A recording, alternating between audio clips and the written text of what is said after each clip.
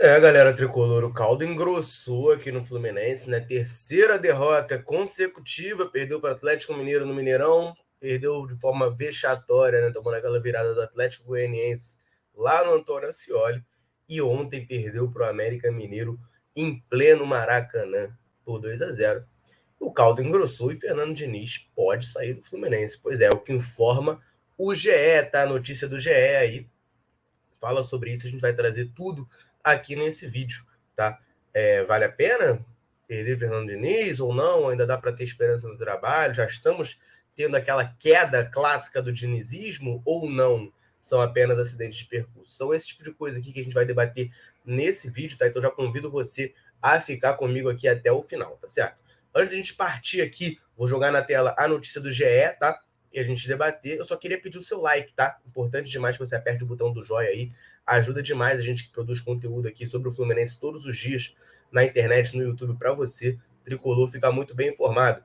Um botão do like, o YouTube valoriza muito essa métrica, melhora o nosso alcance, faz com que o nosso canal, o nosso vídeo chegue para mais pessoas aí ao redor do mundo, que fortalece muito o nosso trabalho, compilando aí, trazendo para vocês as principais notícias, análises, debates, lives, tudo sobre o Fluminense, tá? Então, vamos lá, vamos partir para o vídeo. Vamos botar aqui na tela já a notícia do GE, tá? Compartilhando aí, ó. Diniz sobe o tom com jogadores e vestiário do Fluminense contra o América Mineiro tem forte cobrança. Bastidores de dolorosa derrota no Maracanã tem recado técnico e meia-culpa do elenco.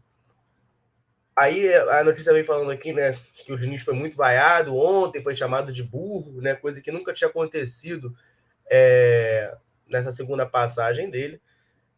E aí vem falar aqui do que aconteceu no vestiário, tá?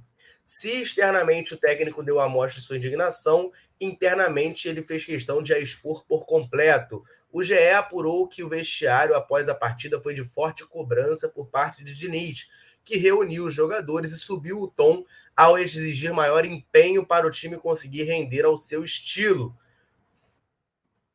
De cabeça quente durante a bronca, o treinador, que está nos últimos meses de contrato, já negocia uma possível renovação, teria dado a entender para o grupo que poderá interromper o trabalho se não conseguir mais fazer a equipe evoluir, tá?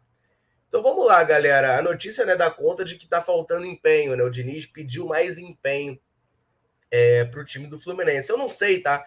Se é exatamente uma questão de falta de empenho que o Fluminense vive. Eu não acho que seja exatamente falta de vontade. Eu acho que são alguns problemas táticos que vão se repetindo, né, nesse time do Fluminense, aí algumas teimosias do Fernando Diniz, aliados à limitação técnica de alguns jogadores, né, acabam causando isso.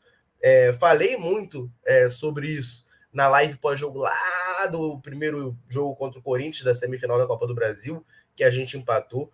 Eu falei bastante isso aqui. Porque assim, o Fluminense, cara, joga num esquema que ele tá sempre no limite, né? No limite tanto físico quanto técnico. O Diniz não roda muito o elenco, então é sempre no limite físico e no limite técnico, porque é uma maneira de jogar que um erro pode comprometer tudo. A gente volta lá no primeiro gol do Corinthians, no 2-2. O Nonato erra o passe, o André não consegue alcançar a bola, e aí esse erro aqui já desmontou o Fluminense como um todo, e aí sai o gol do Corinthians. A gente pode voltar no gol do Aleph Manga contra o Coritiba, que foi mais ou menos nessa época aí. Mesma coisa, o Caio Paulista erra um passe, alguém do Coritiba recebe a bola, toca no Aleph Manga, o Aleph Manga vai parar lá quase dentro do gol e acerta também uma finalização de rara felicidade. É isso aí, são lances assim, contra o Atlético Goianiense no primeiro turno. Ah, o Fluminense perdeu por causa da expulsão do David Braz. Sim, só que, por que o David Braz é expulso? Porque o William Bigode perde uma bola na entrada da área do ataque.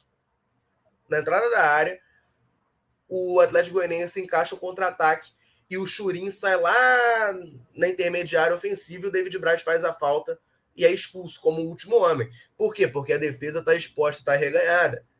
Então, assim, é um esquema tático que o Fluminense aplica hoje, que quando dá certo é maravilhoso, é o dinizismo, a gente ama, a gente se encanta.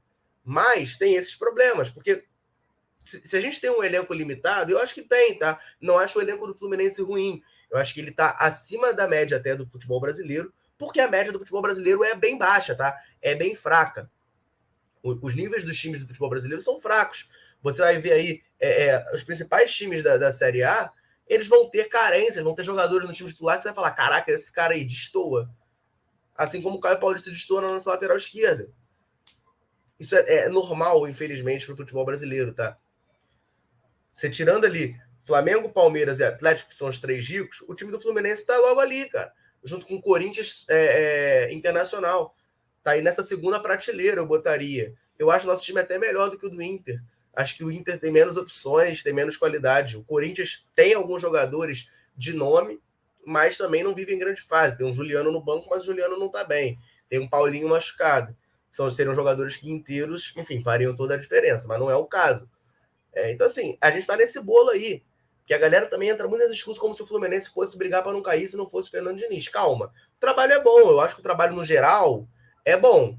Mas tem esses erros aí. E o curto prazo, essa régua que a gente pode tirar do último mês aí é terrível. Aí é terrível. É um Fluminense tomando muito gol. É um Fluminense sem conseguir vencer os jogos. Venceu Flamengo e Juventude. Mas fora isso, muito ruim o que vem acontecendo. Tá? Então, assim, para mim o ponto é esse. E a gente jogando com esse elenco limitado, que é a realidade do futebol brasileiro, tá? É a realidade. Jogando exposto assim, em que um erro, né, um erro de passe, por exemplo, um erro de marcação, um erro de, enfim, um drible errado que você perde a bola, pode botar tudo a perder lá atrás, num contra-ataque, é temerário. É temerário. O Fluminense insiste nisso, né? O Fernando Diniz insiste nisso. E aí você soma isso as escolhas erradas do treinador, né? Eu não vou nem entrar muito no mérito da lateral esquerda, tá? Porque assim, você ter Cristiano ou Caio Paulista é difícil. É difícil você ter essas duas opções para posição. 3 se você contar o Pineda. Acho até que ele poderia insistir um pouco mais no Cristiano por ser da posição do que no Caio Paulista. Mas beleza. Essa daí acho que até dá para, enfim, tentar justificar, porque realmente o Cristiano não fez nada que justifique. Tá? Mas agora, o Fluminense perder, por exemplo, o Nino ou o Manuel numa suspensão e ele insistir com o Felipe Melo na zaga, é o que não dá. É o que não dá. O Felipe Melo, todas as vezes que entrou de zagueiro, comprometeu. Ah, não, mas contra o Juventude ele foi bem. Pois é, contra o Juventude, né? Que é o lanterna do campeonato. O único jogo que ele foi bem como zagueiro, numa linha de 4, o único jogo que ele foi bem como zagueiro foi esse. E o Diniz insiste. O Diniz insistiu. Quarta-feira contra o Atlético Goianiense, estava lá o Felipe Melo titular na zaga. Contra o Atlético Mineiro lá no Mineirão, estava o Felipe Melo titular na zaga. Essas teimosias do Diniz que não dá, entendeu? Essas teimosias do Diniz que não dá. Tem uma dificuldade de mexer no esquema, alterar o esquema para determinados jogos. Não joga com jogador de velocidade. Não tem isso, assim, de determinado jogo, abrir o placar, ver que o adversário é mais forte, pô, segura um pouquinho, bota jogadores de velocidade para puxar um contra-ataque. Não tem. Quando o Fluminense precisa de contra-ataque, ele geralmente bota um Natan para segurar mais a bola. Porque quando precisa de contra-ataque, quando o adversário tá com mais a bola, né? Aí ele bota um Natan pra gente recuperar a bola e ficar com ela nos pés. Em vez de tentar botar jogadores de velocidade para matar o jogo. Essas escolhas aí que o Diniz faz com frequência. Né? Que aí é complicado. Entendeu? Então, assim, tem muitos erros, claro. Eu acho que o trabalho, no geral, o saldo ainda é levemente positivo, não é muito positivo, não, mas é positivo, tá? Mas tem esses erros que o Diniz vai ter que resolver. E aí também não adianta só jogar essa de é o estilo, é os jogadores. Quando os erros começam a aparecer iguais em sequência, não dá para botar a culpa só no jogador. O problema vem de cima. E isso acontece no Fluminense. É a minha visão. Isso acontece no Fluminense.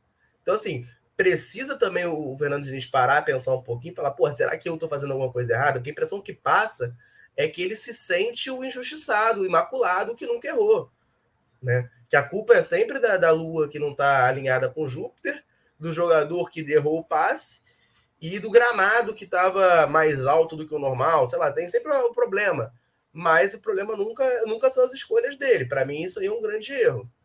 Entendeu? Então, assim, os jogadores gostam muito dele, talvez ele meter essa que ameaça de se demitir possa fazer o time render mais? Pode. Mas enquanto ele não repensar algumas coisas aí, acho que vai ficar complicado. Vai ficar complicado, porque a gente tem muitas dificuldades, tem tido, né? Desde aquele mês de julho lá, que a gente fez um excelente mês, de lá para cá a gente tem tido dificuldades. Vence alguns jogos, beleza, mas tem tido dificuldades no geral. O Fluminense já não joga mais aquele futebol que encantava, tá? E também não tem os resultados. Então, alguma coisa vai ter que ser feita, alguma coisa tem que ser pensada. Não necessariamente uma demissão do treinador, uma troca de treinador, mas às vezes uma autocrítica, uma reflexão dele para ver o que ele pode melhorar ou não nesse time do Fluminense, tá? Enfim, galera, essa é a minha visão, tá? Fernando Diniz teria ameaçado se demitir, né, no vestiário após a partida contra o América Mineiro. Importante salientar, né, que o GE bota lá, que não teve réplica dos jogadores, tá? Os jogadores entenderam Fernando Diniz, assumiram sua parte de culpa, tá? Não teve briga, não tem clima ruim, Samuel Xavier até falou sobre isso. Tá todo mundo fechado com o treinador, mas o Fernando Diniz teria, né, jogado essa pressão aí para cima dos jogadores de, olha, se não melhorar, eu vou meter o pé, porque eu não, enfim, não tenho o que fazer. Tá. Quero saber a opinião de vocês, cara. Vocês ainda estão fechados aí com o dinizismo? Enfim, de quem é a culpa, né, nessas 3 derrotas consecutivas do Fluminense? Como é que vocês enxergam isso? Deixa aí nos comentários. Vocês demitiriam o Fernando Diniz? Vocês manteriam o Fernando Diniz? Lembrando, tem conversas, né, por renovação de contrato do treinador. Vocês renovariam com o Diniz ou vocês são fora Diniz? Deixa a opinião de vocês aí no comentário. É importante demais para a gente trocar essa ideia sobre o Fluminense, tá certo? Finalizando esse vídeo, peço novamente o like, tá? De quem está assistindo esse vídeo até o final. Agradeço, né, você que assistiu até aqui. Importante demais que você assista os vídeos da Central completos, porque o YouTube valoriza muito o tempo de retenção.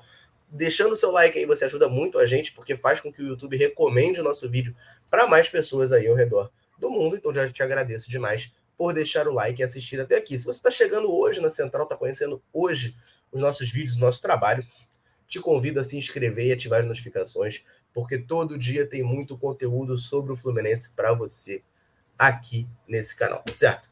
Eu vou ficando por aqui. Um abraço, saudações tricolores. Tamo junto.